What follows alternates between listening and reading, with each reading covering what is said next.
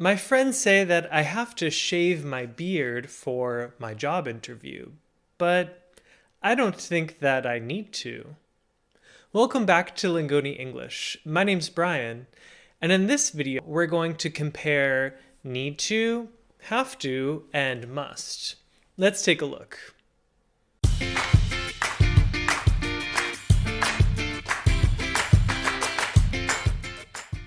Need to, have to, and must are very similar, and sometimes they can replace each other. But they do have some differences, so let's look at what those are. We'll start with need to. Need to shows that something is important for a specific person. So, for example, I need to take a break, or else I'll fall asleep.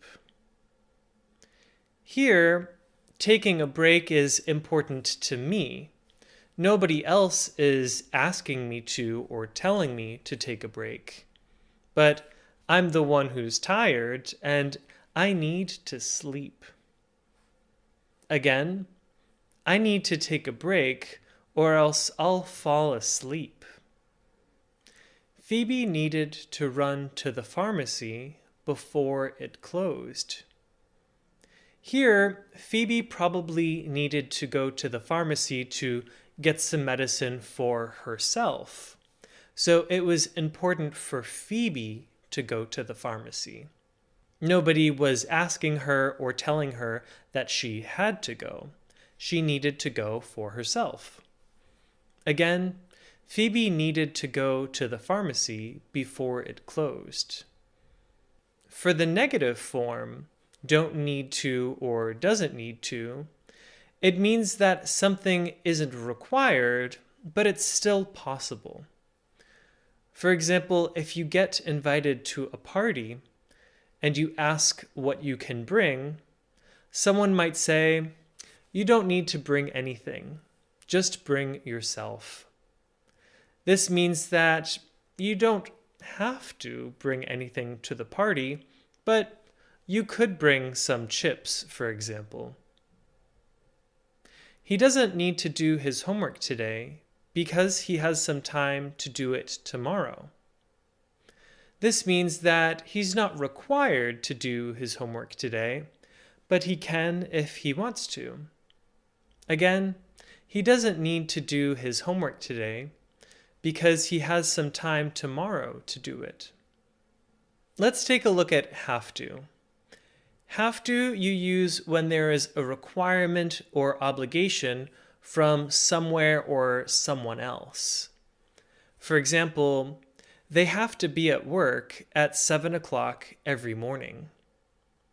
Here they're being required to, maybe from their boss, for example, to arrive to work at 7 o'clock every morning.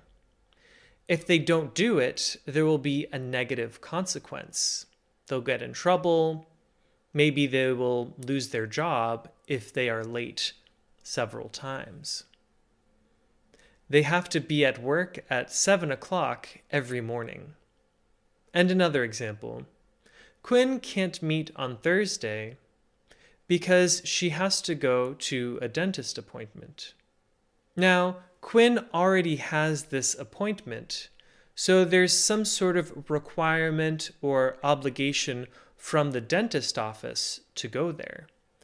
If she doesn't go, maybe she will have to pay for the appointment anyway. Again, Quinn can't meet on Thursday because she has to go to a dentist appointment. He had to show his ID to get into the bar. ID is short for identification. ID. So if he did not show his ID, he could not go into the bar.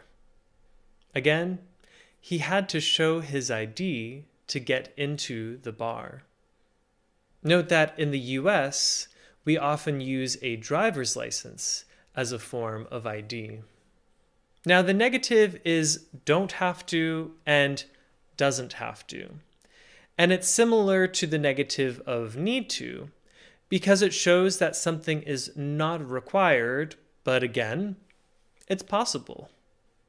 We don't have to be nice to other people, but we can, and it makes us feel good too. So no one is requiring us or forcing us to be nice to other people, but it helps. You don't have to get a receipt when you buy lunch. Most people do not. But you can get one if you want one. I told her that she didn't have to pick me up from the airport, but she did because she wanted to. Note that when people speak, they often make the contraction have to and need to or needa instead of saying have to or need to. Also note that this is just a general rule to help you understand why sometimes people say have to or need to. But native speakers of English often use them interchangeably, one in place of the other. Now let's continue on to must. Must has two main uses. The first one is very formal, and it means that something is required or obliged. Because it's so formal, it's mostly just used on signs and in legal writing. So for example, when you're in a restaurant, if you go to the bathroom, you will usually see a sign that says, "Employees must wash hands before returning to work." So this means that employees have to wash their hands before returning to work. And another example, students must be on time for class. This might be a rule that a school has. But note that the negative of must means that something is not allowed, it's forbidden. You must not talk to adults like that. It's rude, and we won't accept it. That student must not be late again, or else he will get in trouble. The second way to use must in English is much more common, and it's when you're making suppositions in English. I have a whole video on it right here that you can check out. Now, what's something that you need to do because you haven't done it recently? And what's something that you have to do every week that you don't really like doing? Let us know in the comment section below. Thanks for watching Lingoni English. We'll see you next time.